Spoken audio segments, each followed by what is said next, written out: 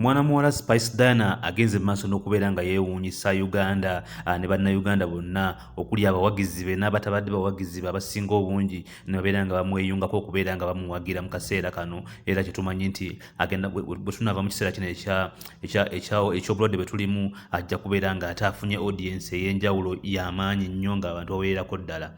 Mwana muwala Spice Diana yeewuunyisizza ensi bw'avuddeyo n'akwata mu nsawo ze mpolampola nga bw'ajjamu kyajjeemu n'asobola okubeera ng'ataasa abayimbi banne mpozi ba DJ ate n'abantu aba bulijjo. Mpozi mu kusookera ddala Spice Diana yakwata ssente n'agulira mwana muwala Felicita wamu ne kitaawe ebintu ebyokubeera nga bakozesa mu kaseera kano ak'okubeera nti abantu bali mu mayumba yabagulira obuwunga n'abagulira amatooke n'ebintu ebirala eby'enjawulo ebiri mu buveera obwo bwa black. Ekyo kyakwata nnyo abantu ku mitima okubeera nti mu kaseera ako Spice yali asobodde okuvaayo n'ajjukira Felicita superstar ne kitaawe. Twaddamu okumulaba ate enkeera nga atugamba nti wagenzeeko mu katale okubeerako byakola nga ashoppinga ebintu bye.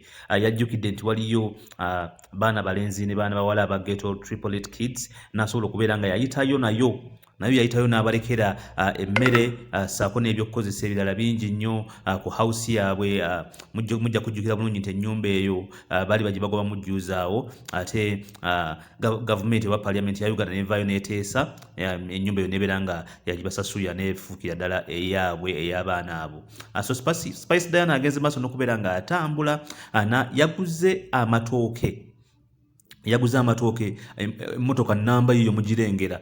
Yaguze amatooke gano n'agakwasa ab'ekitongole ekivunaanyizibwa kubeera nga kigabira abantu ebyokulya. So okwawukanako n'abantu abalala bavuddeyo abagagga ennyo abalina ssente empitirivu ennyo ne bagulira abantu akawunga zitrera nnamba, ate ye Spice Diana yayawukanyeeko nabo n'asalawo at least kyonna kyabeera asobodde n'ekibeera kitono kitya asobole okubeera nga abantu basobole okubeera nga bakyusa ku mmere ey'okulya naddala mu kisiibo kino abasiraamu kye tumaze okubeera nga tuyingiramu. So kino kyeyakoze kyanjawulo nnyo okusinga n'abantu abalala bonna abasinga obungi. So omwana muwala ono ayongedde okubeera nga alaga nti obutonde bwe n'omutima gwe gwa njawulo ddala, asobola okukwatako ekyo ky'alina n'asobola okubeera nga ate abaako abantu basobola okubeera nga asanyusa mu kaseera kano, ate ng'akoze ebintu bingi eby'enjawulo. Yakwata omuceere ne sukaali n'abigula n'abiwa omukulu we gwayimiridde naye n'abeera nga asobola okubeera nga abidistributinga oba nga abigabira ba DJs abali mu kiseera kino mu mayumba gaabwe abatasobola kubeera nga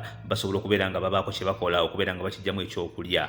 Mpozi mu kiseera kino ate nze kyendowooza nti obulwadde buno Katonda aba yabuleese tubugyemu ekyokuyiga oba butuyigirize ensi entuufu bwe yanditambudde, kubanga emabegakaawo mwabadde nga mwenna muwulire abayimbi be Uganda bwe babadde nga bayombagananga ne ba DJ abakuba music mu maklabu mpozi ate ne ku bivulu ebyenjawulo. Ba DJ babadde abamu beegumbulira omuze ogw'okubeera nga ate baagala kubeera nga bakuba music wa bannayuganda nga balina engeri gye bagezaako okubeera nga bazaala wa music wa Uganda mu mbeera efaananako bw'etyo. Naye mu kiseera kino ekyokubeera nti buli ggwanga lyetaaga abantu baalyo abayinza okubeera nga balina obusobozi okubeera nga baliyamba, mu kiseera kino abayimbi ba Uganda ab'enjawulo bavuddeyo ne babeera nga basapootinga ba DJ mu byokulya ebyenjawulo, ebyokunywa ebyenjawulo, basobole okubeera nga ba DJ basobole okusurvivinga mu bulamu buno obw'okunyigirizibwa okubeera nga tewali wava wadde ennusu ekikumi.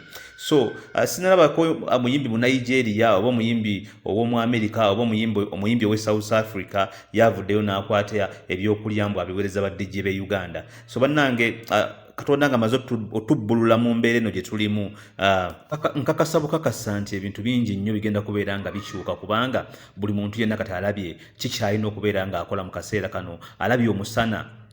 Kati DJ eyagaananga okukuba ennyimba z'abayimbi ba wano mu kaseera kano ng'ate abayimbi ba wano be bali mu kubeera nga be bamufunira ekyokulya ne bakimuweereza ewuwe asobole okubeera nga afuna ku kyokulya, nti Bebekulu n'avaayo n'aweereza emmere ba DJ balye. Abayimbi ab'enjawulo bonna ne bavaayo ne baweereza ba DJ emmere basobole okubeera nga bafuna ekyokulya. Nti mu kaseera kano singa tuva mu lockdown eno gye tuliko, nkakasa bukakasa nti buli ggwanga, buli nsi egenda kubeera nga yeenyumiriza nnyo mu bintu byayo okusinga nga bwe gubadde nga omuntu alowooza nti nze nja kukuba ennyimba z'Abanigeria kubanga yazisinga ez'Abannayuganda okunyuma. Nedda, tujja kuba tukulaakulanya ebintu byaffe mu kaseera kano, ate tugenda okubeera nga tutuuka mu mbeera endala efaananako bw'eti ng'omuntu alina ssente ezisobola okukuyamba okusinga okukubira oyo atalina nakyagenda kukuyamba mu bulamu.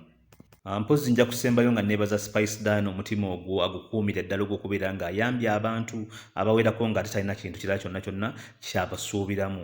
Weebale nnyo Spice Dan omutima ogwo gukuume ne Mukama Katonda ayongere okublessinga.